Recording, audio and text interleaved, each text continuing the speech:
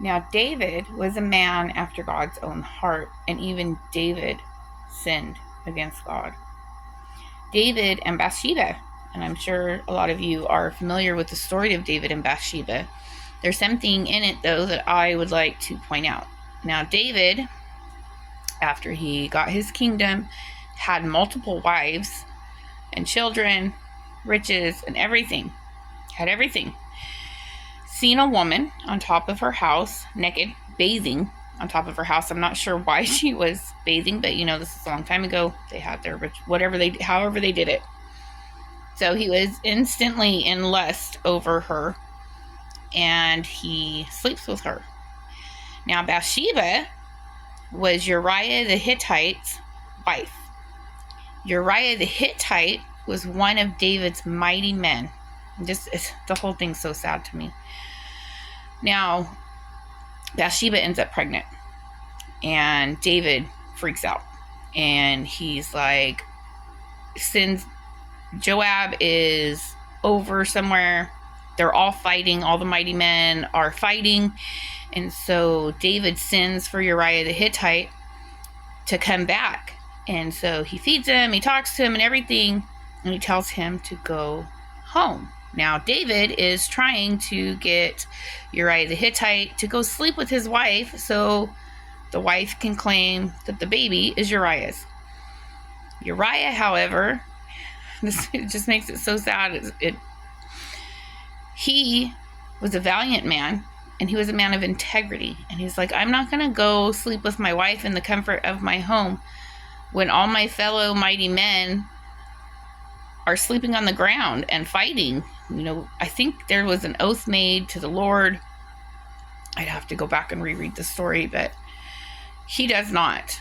So then David delays him more and gets him really drunk, hoping in his drunkenness that he'll go into his wife. And Uriah does not. So now David is freaking out even more. This whole thing is so ugly. And I want you to see how sin traps you and how Satan uses that sin to get you to sin even worse. Because not only was the sin of adultery bad enough, the sin of deception and manipulation already now is on top of all that. So Uriah goes back to the war. So what does David do? Does he give? Does he be like, I'm just going to tell him what happened? Whatever the thing is. No. He sends for Joab, which was his top man, commander. He sends for him, and he tells him, send Uriah to the front line. And Joab knows what David's doing, unfortunately. And Joab was not happy with David over this. He was not happy with David over this. But he did what David asked him to. And he sent Uriah the Hittite to the front line. And Uriah died. So David, it breaks my heart every time I read the story, every time I think about it. So Joab sends a message to David. David ends up marrying Bathsheba, because now she's free to be married because her husband is dead, because David basically killed him. That's the only way to put it. So now Nathan the prophet comes to David, and he tells David, there was this man, there was a rich man and there was this poor man. And the rich man, he had all this livestock, and he had all the food and all this stuff, and he was very rich. And the poor man, he just had this one little lamb. He bought it with his own money. He was so poor, but he had this little lamb, and he kept this little lamb as a pet. His family loved this little lamb, and it was all he had. And then a friend of the rich man's came and said, the rich man was going to throw a feast for this person who came. And instead of the rich man taking his own livestock, he went and he took the poor man's one little lamb. Now, David was furious. David was furious when he heard this. He's like, this man deserves death. I swear by the Lord, this man deserves death.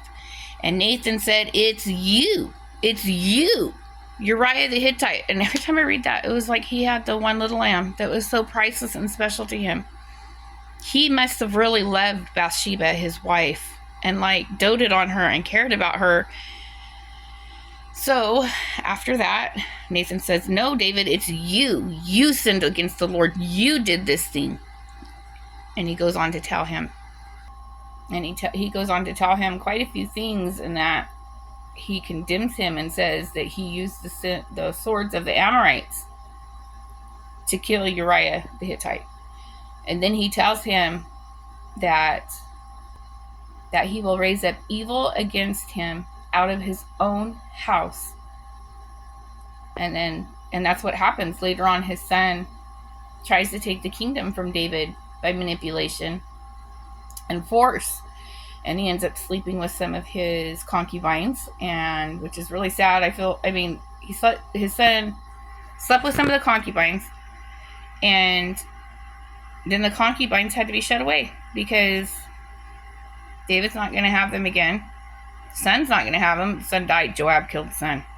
Oh, David was so upset Joab killed the son. And then later on, it had to have been something that just he kept with him the rest of their lives, because at the end he tells Solomon, you don't let his gray head go down in peace. You make sure. And Solomon ended up killing Joab for David after David passed away. But that also breaks my heart too, because Joab did a lot of things for David, and he was like his top dude. And David, there's probably other things maybe that weren't written in the Bible, but and I know Joab did not like what he did with Uriah the Hittite. Like, he knew, and he did not like it at all. But he honored his king and did what his king told him to do. But you got to see too, everything that happens, God allows to happen. But I think let me go back to get back out of the story with David and Bathsheba and Uriah the Hittite. God told him, because he sinned in such a horrible way, that evil was going to be brought against him out of his own house. And this is something that should not be passed over lightly. When we read the Bible, it tells us, it gives us the instructions for life, and it tells us why things happen. And you got to understand, there's a lot of things that happen to people. There's a lot of reasons that thing happens. A lot of people say, why is there so much evil? Well, here's one instance that gives us one reason for evil that comes up against us. Because of our own actions. Because of the things that we do, evil is allowed to come up against us. Because sin separates us from God. It separates us out of his will. It separates us from his peace. Nobody's perfect, and nobody's ever going to be perfect.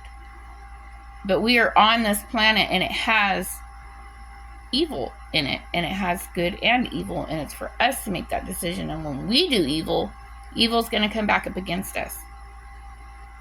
So this is a very important thing to take out of the story. There's a lot of important things to take out of the story. This is one of there's a lot of heartbreaking stories in the Bible, but this one, so heartbreaking. Even what happens later on with David's son.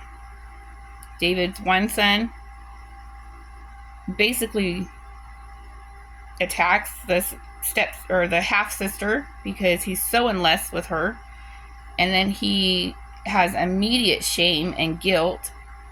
So then he don't want nothing to do with her. So she's shamed. So her full brother, because David has many wives, so he has many children that are half siblings. So the sister, I believe her name was Tamar, that this happened to, her brother, her full-blooded brother, with the same mom, ends up later on killing that other son.